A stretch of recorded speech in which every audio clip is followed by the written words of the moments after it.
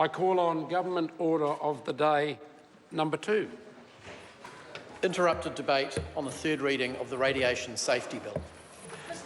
And when this bill was last debated, the Honourable Annette King was speaking, and she has 4 minutes remaining if she requires. Well, thank you very much, Mr. Speaker. Annette King.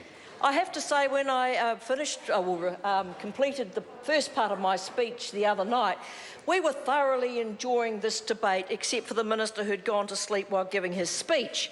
But for the rest of us, those on the Health Committee, we had really enjoyed this debate and enjoyed this bill because it had been one where there'd been considerable cooperation to amend an old Act that is 50 years old and was in desperate need of overhaul, something that started with a review a long time ago when I was Minister, 11 years ago, although you'd think it was just yesterday.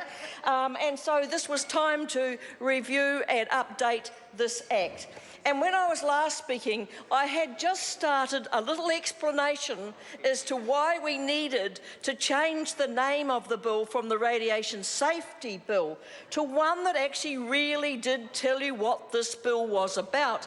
And I wanted to change it so that it was the Ionising Radiation Safety Bill, because in the Select Committee there was no doubt that there was some confusion between what was ionising radiation and what was non-ionising radiation. And the members of the committee were very fortunate that we were well served by some superb officials from the Ministry of Health who were able to lead us through the explanation as to what the differences were, although I must give credit to Kevin Haig, who probably understood it a little better than most, but we were led through and understood what we were doing. But my concern and why I wanted the government to change the name and make it so that it was more clear was I don't believe many in the public know what in fact we were legislating for.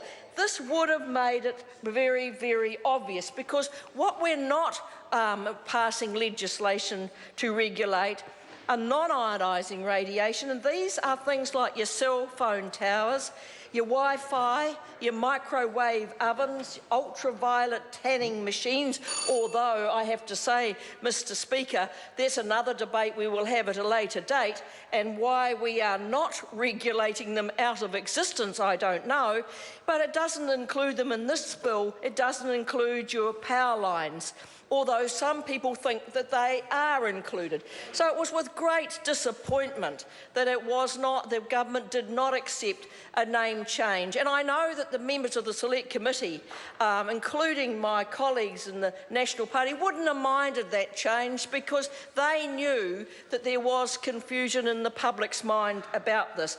But, you know, as the way this place works, it didn't happen. And so we now have a Radiation Safety Act coming into place, and it is going to update our legislation, as I said. It is going to bring us into high-level compliance with international best standard and also our commitment to international treaties. And that is pretty important, Mr. Speaker, and long overdue. So Labor supports this bill. We are pleased to see it come to its conclusion after 50 years since it was first passed. But after many, many years of it being reviewed and looked at, I want to say that I think the members of the committee worked extremely hard on this bill, that we came back to this House with a bill that I think is fit for purpose, maybe not for the next 50 years, because as has been pointed out, a lot of technology has changed in that time. You know, there are some members on our committee that can remember when there wasn't television, but there's also, well, I won't name them, but there are some that can remember it.